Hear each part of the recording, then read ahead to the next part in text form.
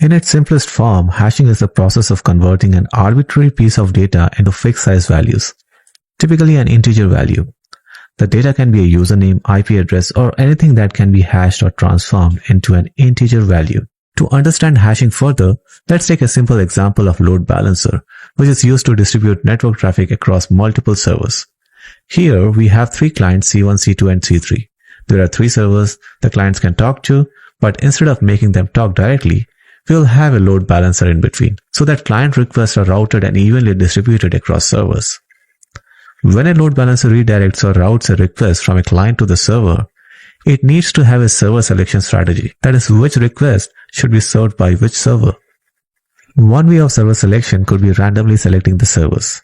Another approach could be round robin, wherein the load balancer goes through each server in a specific order, maybe starting from top server A, then going to B, and then C, and then going back to A like a loop.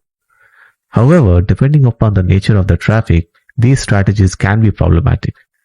Let's say each of the requests going from the client to server takes a long time to process by the server. That is, they are computationally very expensive requests.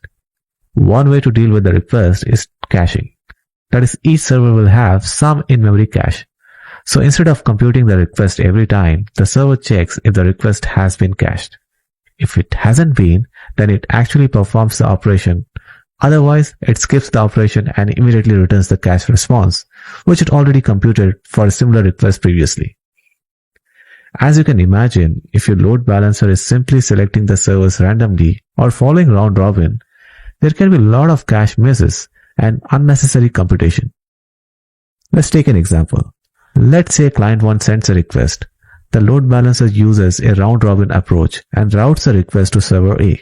The server checks the cache and finds it empty and performs a long operation, stores the response in cache and returns the response to client 1. Now if client 1 sends the same request again with round robin approach, the load balancer routes the request to server B. And since server B never saw the request earlier, so it doesn't have the response in its cache.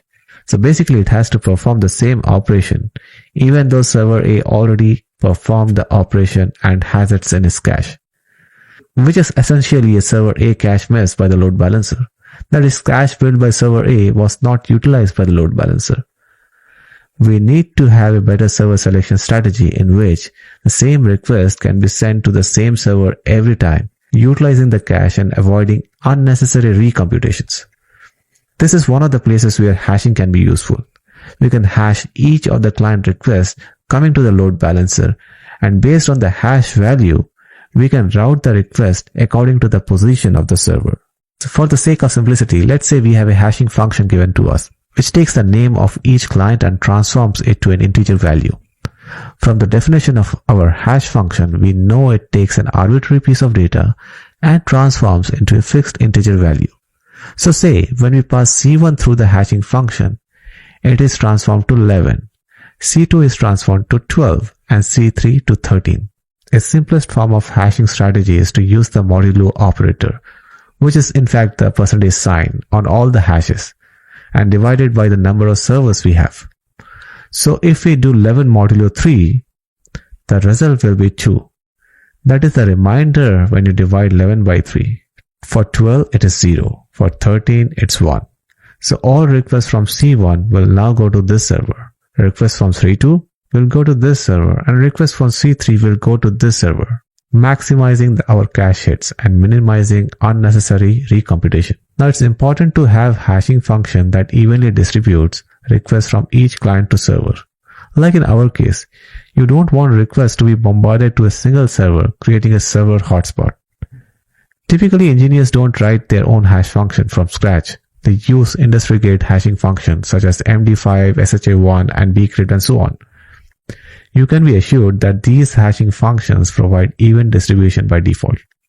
Now, if you're working on a large-scale distributed system, there are high chances that you would end up either adding or removing servers depending upon network traffic or demand. So if we add another server, 4, and do a mod now, server 3 will never be called and we lose even distribution of all the requests. A brute force approach to avoid this is to recompute all the hashes and then apply the mod. But that can be extremely expensive. We need a better solution. Check out my video on consistent hashing which solves this problem.